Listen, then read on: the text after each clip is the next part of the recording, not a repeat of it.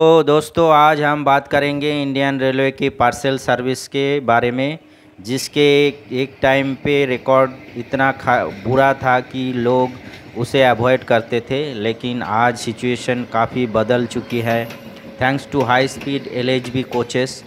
Indian railway की parcel service काफ़ी पुरानी है। शुरुआत में 19 सेंचुरी में हुई थी, जब ब्रिटिश एरा के दौरान गुड्स और मेल ट्रांसपोर्ट किया जाता था और ट्रेन के ज़रिए। लेकिन जैसे जैसे डिमांड बढ़ती गई है, सिस्टम प्रेशर में आ गई है। 2000 तक इंडियन पार्सल सिस्टम काफ़ी अनरिलायबल बन गई थी। डिले कॉमन हो गई थी। पार्सल को जाते और पैकिंग डैमेज होना तो आम रूटीन था। ट्रैकिंग सिस्टम ट्रांसपेरेंट नहीं थी और करप्शन भी और मेजर इशू था। कस्टमर को लगता था कि उनके सामान टाइम पर पहुंचेगी नहीं।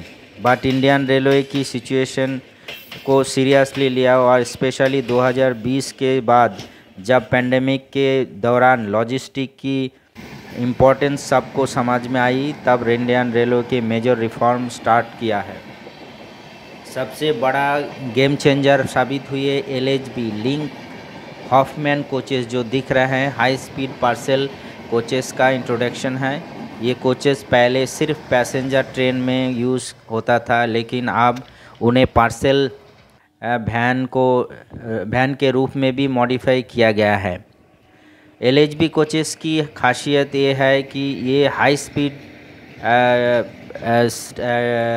स्पीड अप टू 130 से 160 किलोमीटर पर आवर स्मूथली चल सकती है। यदि ड्यूरेशन होता है, और उनमें बेटर सस्पेंशन सिस्टम होता है, जैसे कि पार्सल सेफ रखना है। इनमें फायर रेजिस्टेंस मटेरियल यूज़ होता है और कैपेसिटी भी ज़्यादा होती है compare to traditional ICF coaches.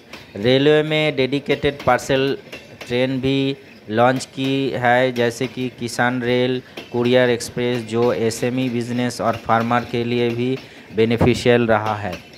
आज इंडियन पार्सल सर्विस में ट्रैकिंग सिस्टम इम्प्रूव हुआ है, डिजिटाइजेशन बढ़ा है और टर्नआउट टाइम काफ़ी रिड्यूस हुआ है।